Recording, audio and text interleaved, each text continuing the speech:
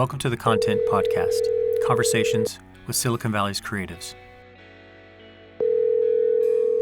I'm Daniel Garcia, your host and the cultivator of Content Magazine, published by SV Creates. Hey, this is Rah. Today we talk with Rah Riley. She's a senior marketing director with Pacific Retail Capital Partners at Eastridge Center. Hey, Rah, how you doing? This is Daniel. Hi, good. How are you? I'm doing great. So we haven't talked in a while. It's been a while. I mean, normally we'd see each other for coffee and talk about the magazine, but with the shelter in place, I haven't seen you or talked to you in, I'm counting the days, 60 days. 60 days, yeah. So what have you been doing with yourself during this time? It's been an interesting 60 days. A lot of work. Yeah. I think I was surprised. I thought with the world kind of shutting down, that things might slow down, but I think the opposite happened. So working a lot, still in my position, which is unexpected, but working a lot. And that's kind of been the main challenges. And then just working through some personal life decisions too. So yeah. So now your role is you're with Eastridge, right? Mm-hmm. As the senior marketing director? Is that the title? Yes. Yeah. My stack is a senior marketing director of Eastridge Center, which is a Pacific Retail property. I joined that property in 2017 they just did a $15 million redevelopment and a big rebrand. So I came in for that. And then the last 3 years have been really focusing on community partnerships, the arts. We did the Eastridge Mural Project, and really just focusing on serving Eastside. Yeah. And then more recently, the last year, I shifted my role to focus on digital strategy, which is kind of new for me, but working on digital strategy and innovation for Pacific Retail's portfolio of 12 other community hubs in the U.S. Yeah, that's cool. And you came to Eastridge through, you were in Santa Barbara, right? You were doing something down there. How did you come up to San Jose?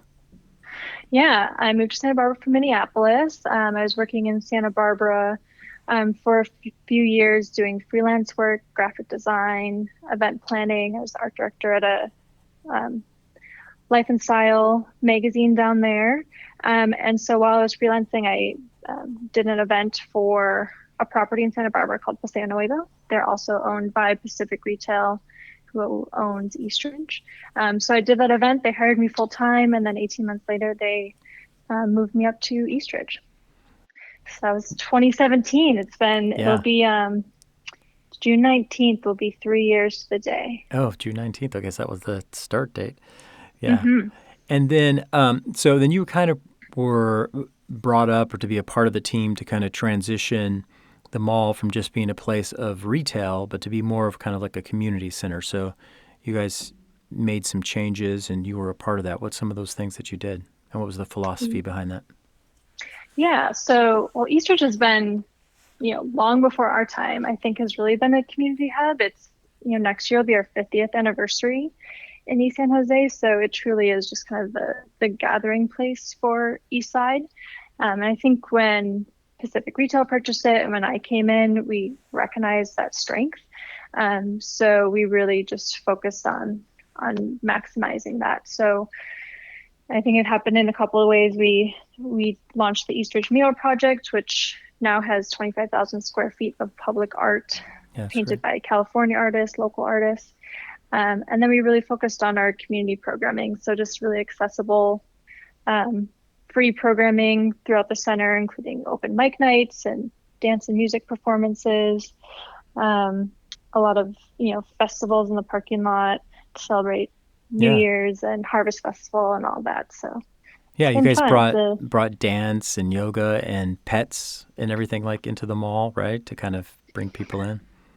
Yes, we are pet friendly.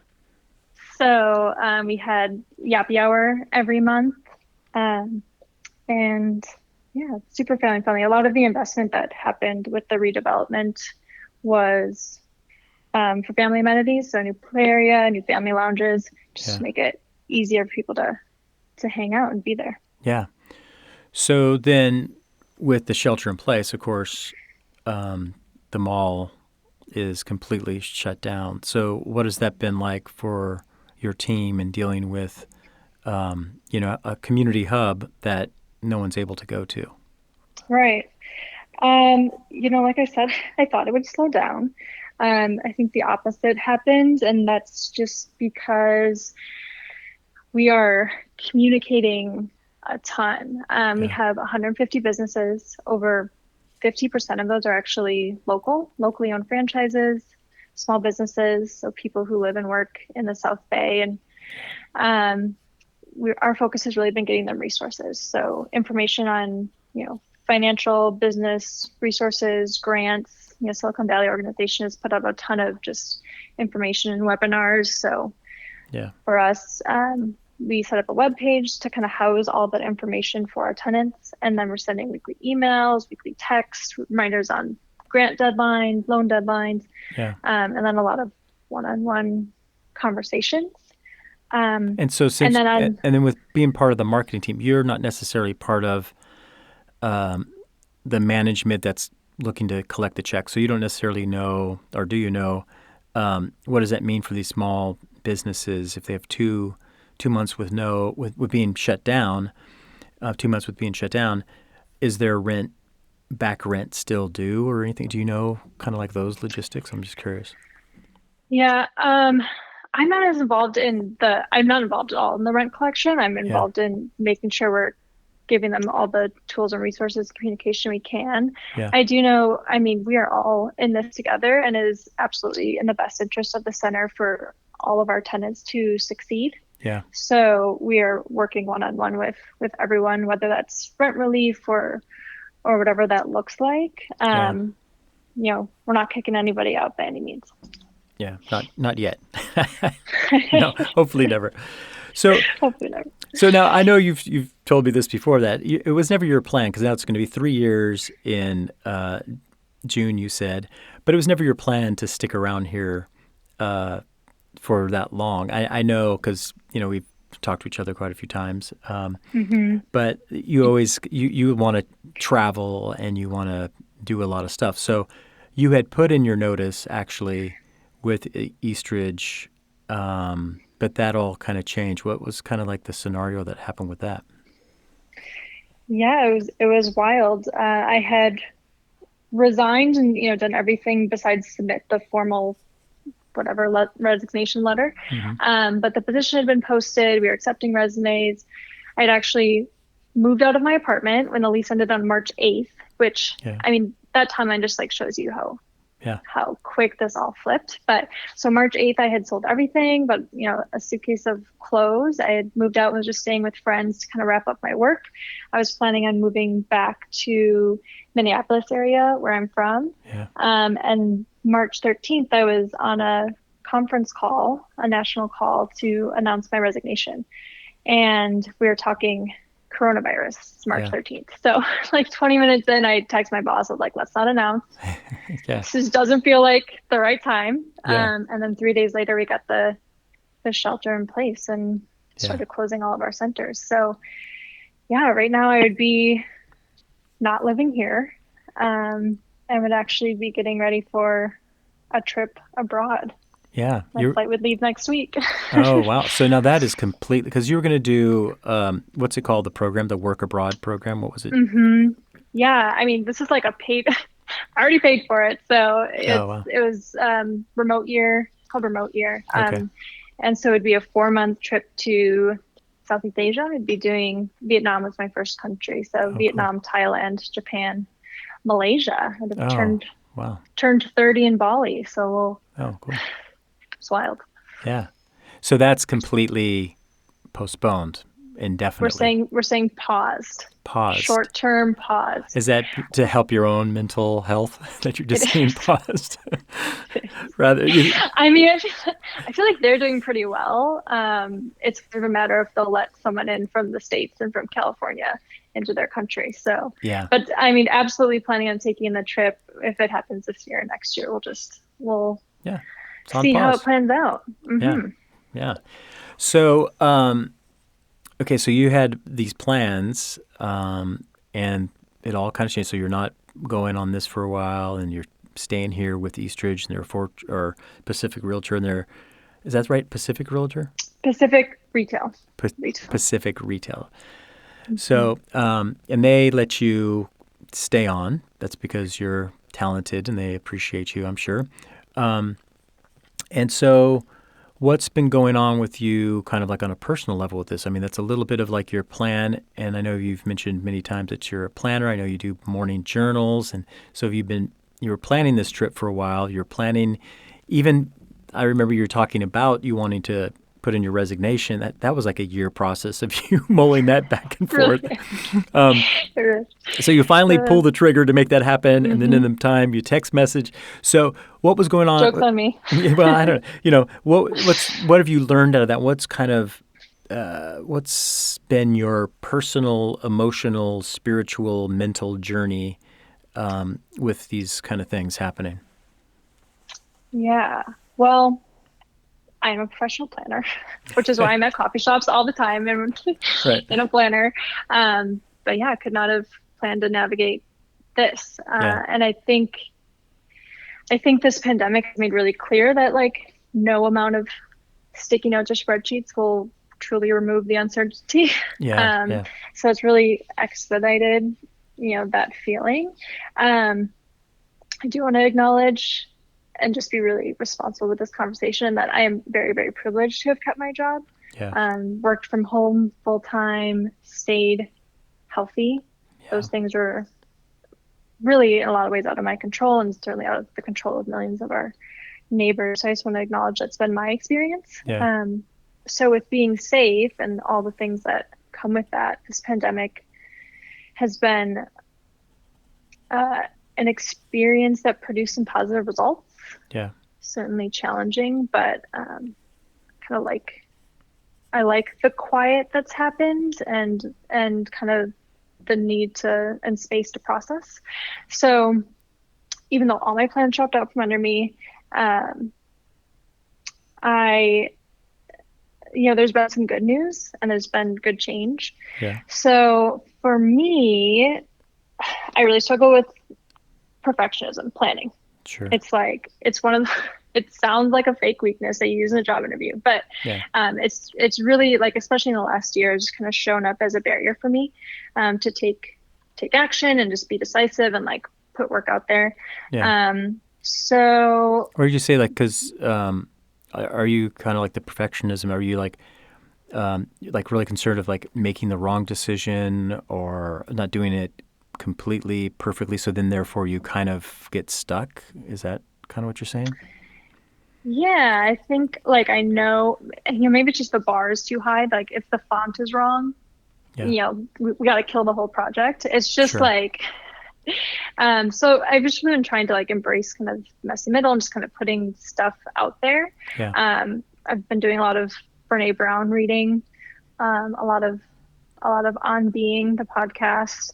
And so I think something that I've recognized in myself in the last 2 months is that I need to trust myself, Yeah. which I think I didn't realize that was the issue, but I think it's a kind of big part of this. So, I'm the only one with this gut feeling. I'm either going to let people, however well-intentioned they are, and like circumstances make decisions for me, or I just need to kind of trust this instinctual pull and like do some scary stuff. And I think I had done that when I initially quit my job like a year ago and like a few months ago. Yeah. But then like stayed in for the security. Yeah. And just to kind of, navigate some of the uncertainty. But now that I've had 2 months of being Quiet sheltered time. in a room, Yeah. real quiet time, I feel even more ready to like kind of make some moves. So in that way, I think coronavirus has really been an expediter. I know some other people kind of feel that same way of like this urge to take action and get realigned with core values, and I kind of feel the same way. So Yeah. What would you say? What is your, if you had to identify, and I'm sure you have, I'm sure you have a couple journals of different kind of lists, but what would you say you would say like are your core values? Like if you had to state like, I'm Rah Riley and I'm about 1, 2, 3. And I'm about serving women who want to take a seat at the table, Cool. to be a voice and a leader in whatever context they want, whether that's an office or their industry or just kind of excel in what they're doing. Hmm. So that's something I'm really excited to work on. I don't know exactly what it looks like in the coming months, but Yeah. I think that's a big primary focus. Combating climate collapse is also something, I really would love to just kind of serve in that space for a company or, just creating content around it and providing information. So Yeah. those are kind of the two things that I'm really feeling drawn to right now. Yeah. Okay.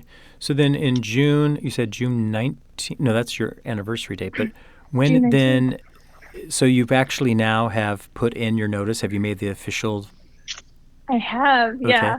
And so We're that, announcing it live on the podcast. yeah, right. Um, Exactly. Hey, hey, yeah, boss, yeah. tune in. You're going to Tune send in. them the link and say, hey, I got some news for you. Yeah.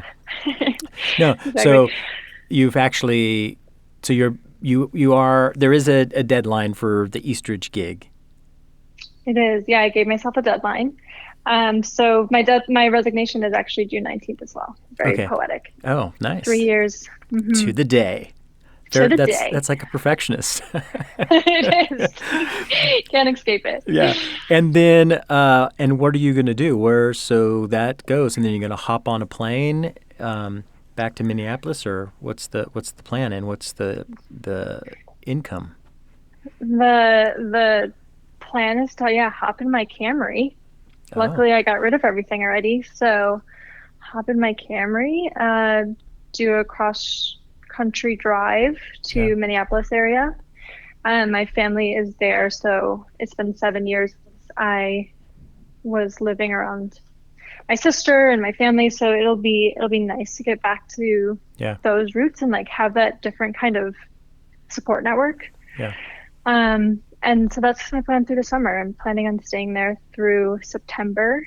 I'm doing a business mastermind to kind of figure out exactly how I can take the last, 4 years of digital marketing and community partnership experience and kind of package that in a way that serves people how I want to.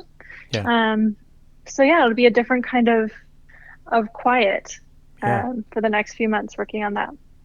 Yeah. That's cool. That sounds exciting. Well, I know I'm definitely going to miss you being around. I appreciate you helping out with the magazine. Just your experience with editing and design, you kind of brought a great kind of mix between, looking at the words, but also looking how that fits into the whole picture. So, and I was always trying to figure out ways like how I can get you on the content team full time, like leave that Eastridge and stick around here.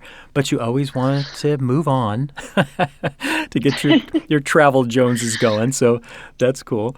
I mean, I would be honored as always to work. I mean, just working with you and the content brand has been honestly one of the greatest honors of being in San Jose. So thank you for Oh, bringing me in. I would be stoked to keep working with you. Let me know what I can do yeah, from afar we'll have until to I'm figure back. it out. Yeah, we'll definitely have to figure it out for while you're doing that, and then after you do the whole Asia trip, and then you come back to San Jose because you fell in love with it.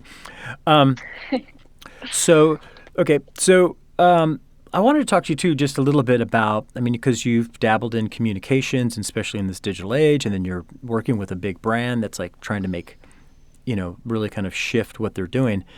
I just wanted to get some of your thoughts on the monster of social media and communication and like what do you think of social influencers and what do you think of selfies and what do you think of TikTok and Twitter and Instagram and all the what's kind of your view of these tools?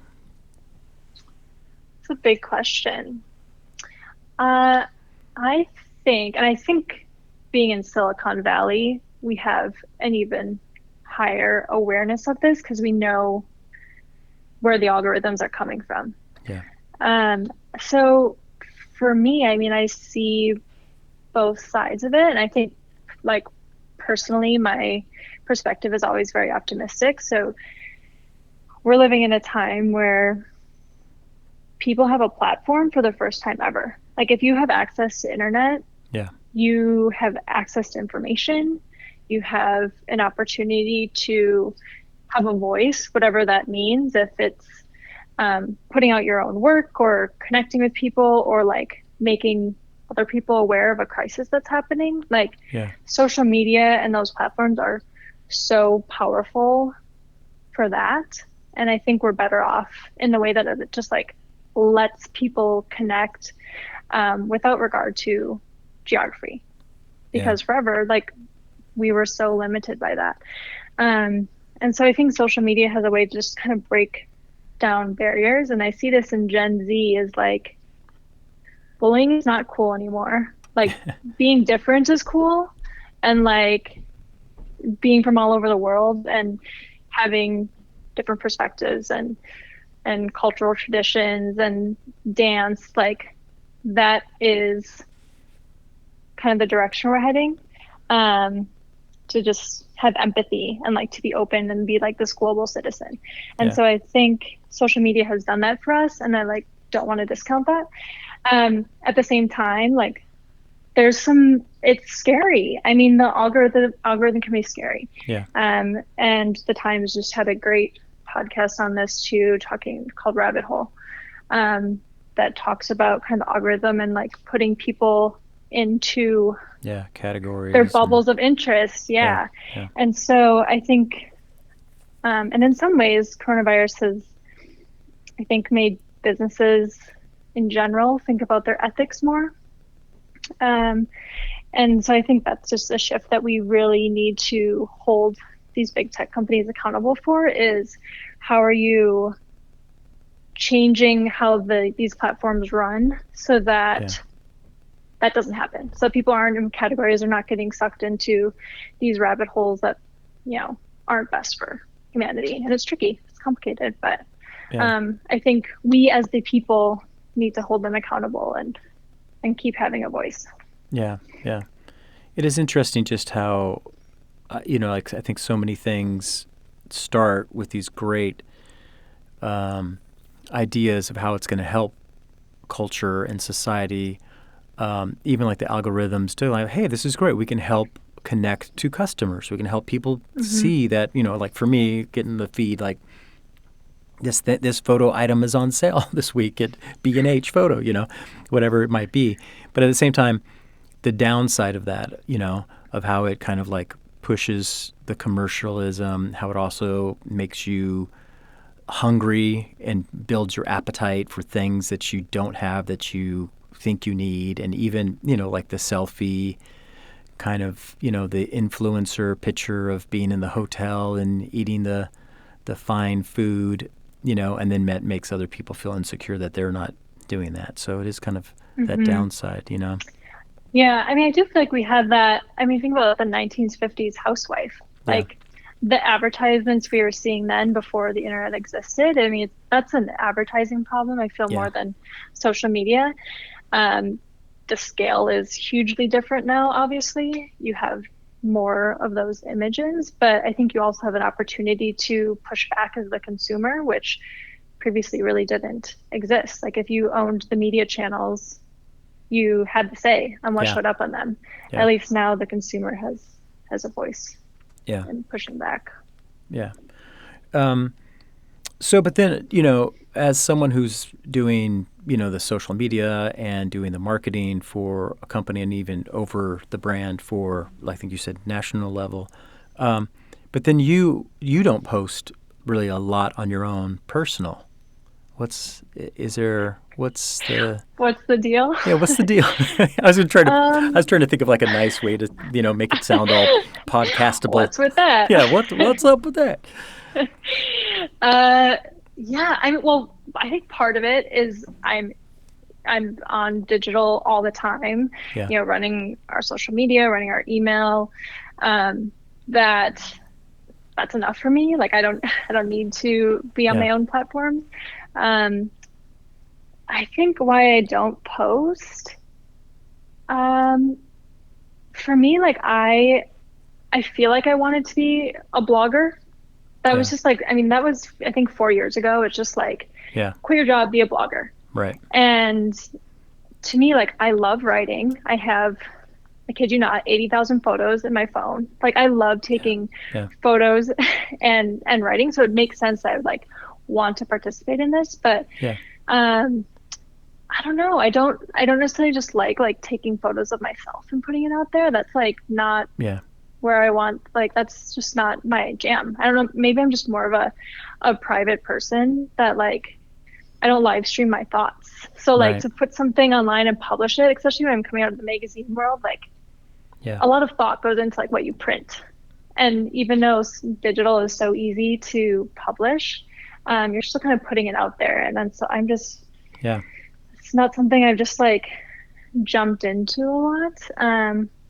Yeah. But we'll see. I mean, I feel like I also, it gets back to that perfectionism thing. Like, what am I missing out on as far as community? Because I think there are spaces online that you can really develop some, authentic community and support systems and Yeah. encouragement. So it's like, what am I missing out on by not putting out imperfect work or connecting with people? So Right. something Yeah. I'm thinking about, but Yeah. yeah, That is interesting. I mean, I think it's this weird kind of thing. I think that, like, even for me, like, I was posting stuff on trips with my family and stuff like that, and then I got to a point where I was like, like, why am I doing this? Like, who is this for?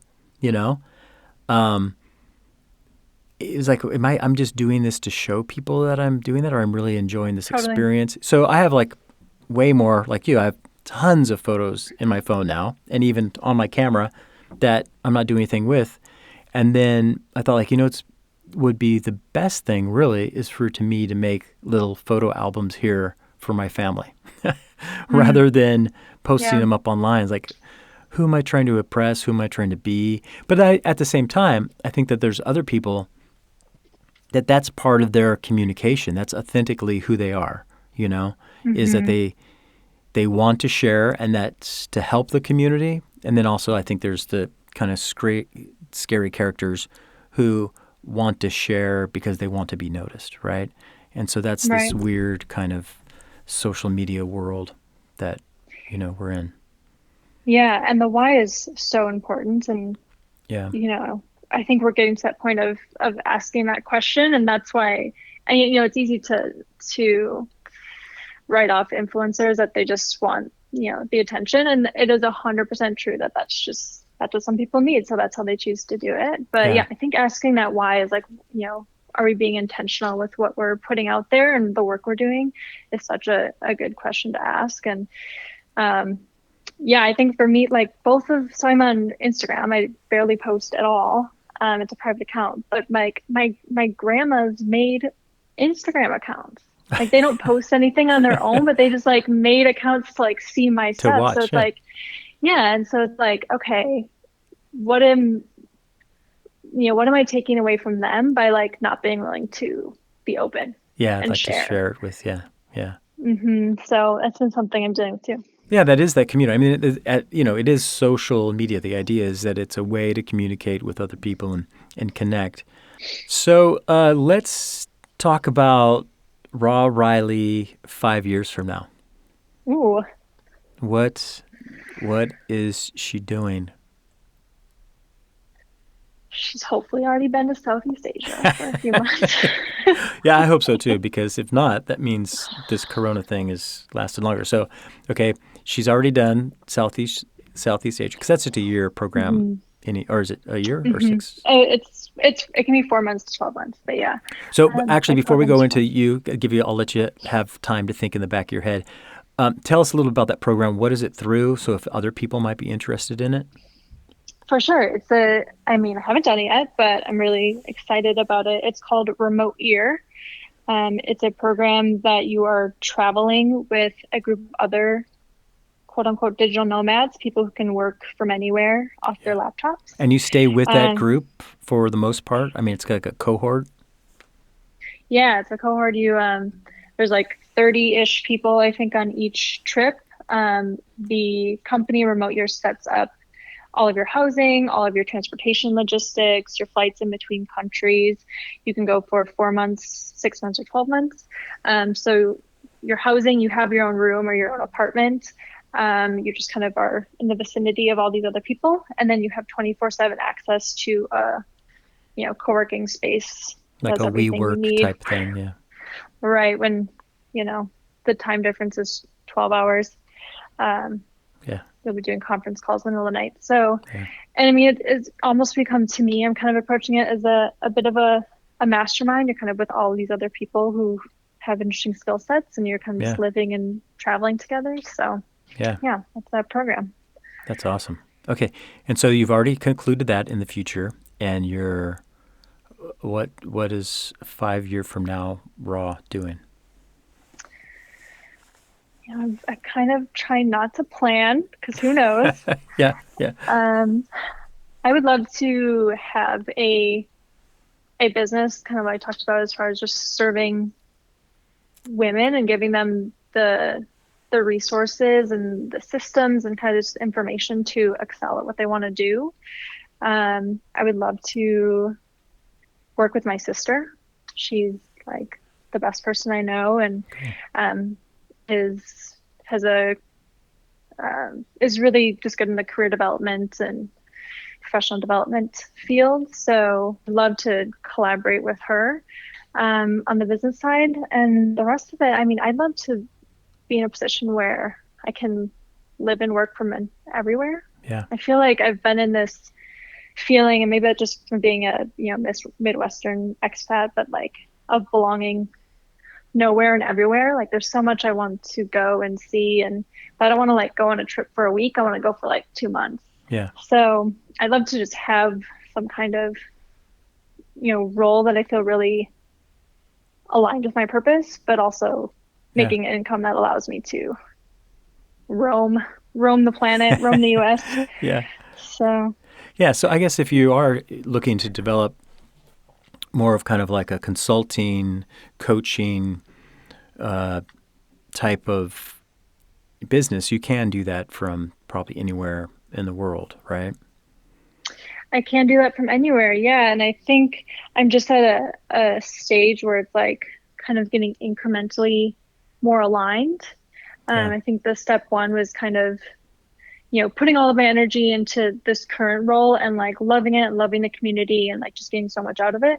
But now just kind of taking a step back and trying to kind of slowly realign and figure out exactly what it looks like. So step one for me is just taking some space, maybe starting this company if it doesn't work, like going to the next step. But I think I'm in a better place to like know what feels good and like know what energizes me Yeah. and like see when I'm serving people in a meaningful way and having the impact I want. And so more than like attaching myself to one company, I'm really just like following that, feeling and following that like instinctual pull of like, I'm having the impact I want to and Yeah. feeling aligned.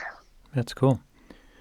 So it'll be 3 years here in Silicon Valley, South Bay, Santa Clara, San Jose. Mm-hmm. What do you take from our community here as you uh, head back out? I think the one thing that I really love the most about this area is like if you want to have an impact on your community, you can. Like Yeah. if you want to have a leadership role, and just like be a community leader, like people are excited for you to like step into that Yeah. space and like support you and like connect you. I mean, you are like excellent at that as far as just connecting people and like knowing how different collaborations could serve people. So I think this area more than anywhere I've lived has like just been really good about being open to like people stepping up to like evolve this area or like retain the traditions that we're kind of losing. Yeah. People that are protecting that, I think are doing such important work. So yeah, I just want to be really collaborative and supportive for people who want to like step up and be community leaders. Yeah. It is a unique place. It does seem to me that's the kind of the special sauce is that people do kind of really do want to see other people succeed and will collaborate, I think, more than other kind of locations where people are trying to really use each other or kind of crawl into their own, or, like crawl their way up the ladder, Hmm. Yeah. Yeah, and I think it sounds a little like woo woo and collaboration, but sincerely, I think that's what I've seen the most, and content creates such a good space to spotlight those people, and the pickup parties. Can't wait for those to be an in-person Yeah, me too. space Yeah. again. Yeah. But I mean, what a cool place to just connect kind of the movers and shakers and community in a cool way. Yeah. Yeah. Well, thank you. That's fun. Well, I really appreciate you being involved in the magazine. And I remember when we did the story and I went to go do the photos of you, and you mentioned that you had magazine experience and that kind of stuff. And I was like, oh my gosh. And so really super blessed to have you involved. And hopefully, yes, I definitely want to talk with you offline, especially if you could be traveling. Maybe there is some things we can do that would fit into, kind of like a bigger aspect of the magazine. But yeah, And thank then, you. Yeah. Well, yeah. yeah, well, thanks for having me. I appreciate the opportunity. Thank you very much. And like I said, thank you for being involved in the magazine, and good luck in your future endeavors. Thank you. Thank you. Great catching up. Okay. Bye. Bye. Follow Rah's journeys on Instagram at Rah Riley. Thank you for listening to the Content Magazine podcast. Follow us on social media at Content Mag. Subscribe by going to our website, content-magazine.com. This episode's music is Muddy Water by Sakura. Follow Sakura on Instagram at Sakura Music.